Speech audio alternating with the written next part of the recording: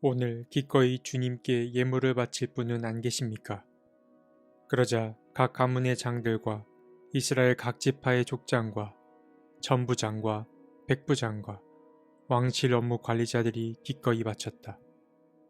그들이 하나님의 성전 건축에 쓰도록 금 5천 달란트와 금 1만 다릿과 은 1만 달란트와 동 18,000달란트와 쇠 10만 달란트를 바쳤다.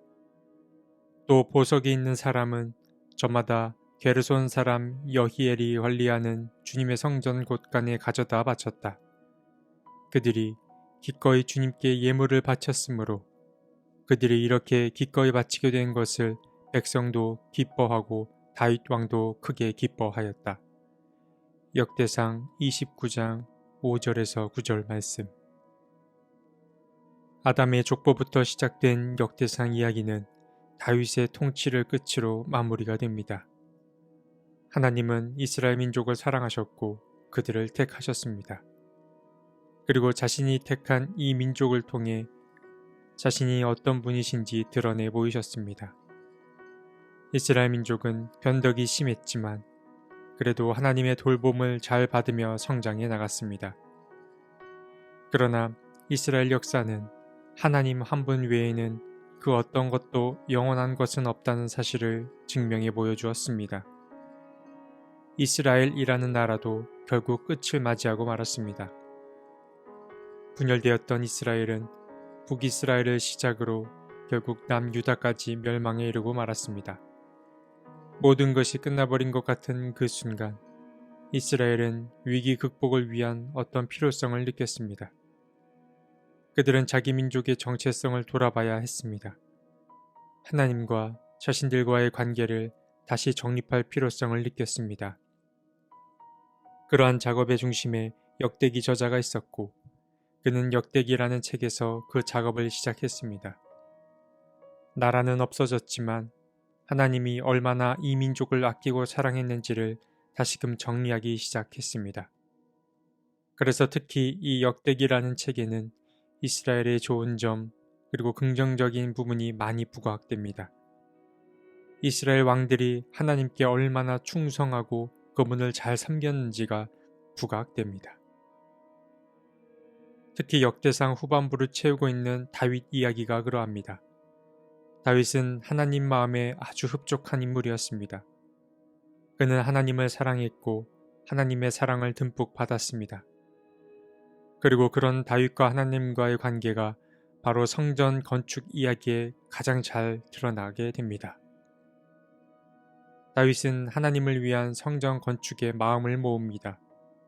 그리고 건축을 위한 단계를 하나씩 밟아갑니다. 오늘 본문 29장에는 다윗이 성전 건축에 들어갈 예물부터 모으는 장면이 등장합니다. 그는 금, 은, 동부터 시작해서 철제와 목재, 보석과 대리석 가릴 것 없이 귀한 예물들을 모았습니다. 그뿐 아니라 자신의 소유로 있던 재물까지 성전 건축을 위해 내놓았습니다. 그리고 나서 다윗은 묻습니다. 오늘같이 기쁘고 의미 있는 날에 주님 앞에 예물을 바칠 사람은 더 없는지를 그는 물었습니다. 그러자 감동에 찬 많은 지도자들이 자기 재산의 일부를 기꺼이 내놓았습니다. 각 가문의 장들과 각 지파의 족장들, 천부장, 백부장 할 것 없이 자기 재산의 일부를 꺼내어 성전 건축을 위해 내놓았습니다. 사실 자기 소유를 내놓는 일은 결코 쉬운 일이 아닙니다. 물질에는 많은 것이 담겨 있기 때문입니다. 물질은 어떤 면에 있어서 자기 자신과 한 몸일 수 있습니다.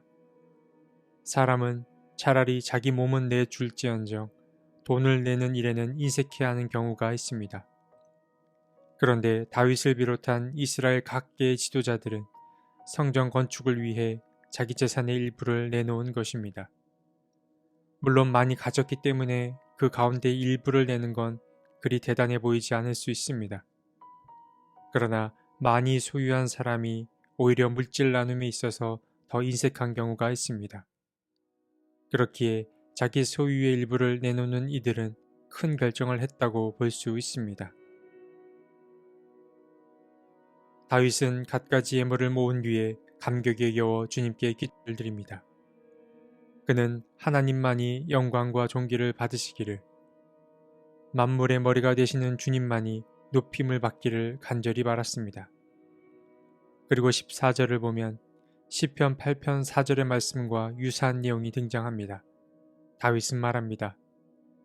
제가 무엇이며 저의 백성이 무엇이기에 우리가 이렇듯이 기쁜 마음으로 바칠 힘을 주셨습니까?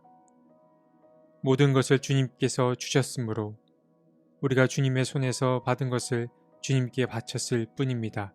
라고 고백합니다. 다윗은 하나님의 돌보심과 그 사랑에 감격하여 열렬히 감사의 기도를 드리고 있습니다. 그리고 이어서 다음 날 다윗은 주님을 위한 갖가지 제사를 드립니다.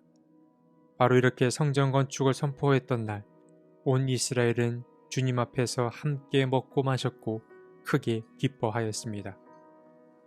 그리고 더불어 모든 사람은 다윗의 왕위가 솔로몬에게 옮겨지는 것을 또한 함께 기뻐했습니다. 역대상 29장도 이미 앞에서 나온 이야기들의 반복입니다. 그러나 우리가 새로운 시각으로 오늘 본문을 보고자 한다면 특별히 도드라지는 내용이 있는데 그것은 바로 지도자들의 헌신 혹은 봉헌 부분입니다. 그들은 성전 건축에 동참하기 위해 자기 재산의 일부를 내놓았습니다. 다윗은 강요하지 않았습니다. 사람들은 그곳에 임한 하나님의 영광과 이를 통해 자신들이 주님께 받은 은혜를 떠올렸을 뿐입니다. 사람들은 감동적인 분위기 속에서 자발적인 헌신과 기부를 했습니다. 이탈리아는 커피의 나라로도 유명합니다. 이 이탈리아에는 커피와 관련된 자발적인 운동 하나가 있는데 그것은 바로 소스페소 운동이라는 것입니다. 소스페소라는 말은 연기되었다, 미루어졌다 라는 의미의 이태리어입니다. 이 운동은 커피를 마시고 싶어도 마실 여력이 없는 익명의 사람들을 위해 한 잔의 커피값을 더 지불하는 활동을 말합니다. 이 활동은 익명으로 이루어지는 활동으로 작지만 아주 의미 있는 활동인 것입니다. 그래서 이 소스페소 운동은 누군가에게 건네는 위로이자 따뜻한 포옹과도 같습니다. 이러한 활동은 나의 것을 무엇보다 자발적으로 내놓는다는 데에 그 의미가 있습니다. 누군가는 말하길 돈은 사람들에게 유사 전능성을 준다고 했습니다. 돈만 있으면 뭐든 다 할 수 있을 것 같은 시대입니다. 이처럼 돈이 전능성을 발휘하고 있는 이때에 자발적으로 자신의 몫을 나눈다는 것은 무척이나 어렵고 그래서 더 의미 있는 일인 것 같습니다. 하나님을 사랑하고 이웃을 사랑하는 방법은 다양합니다.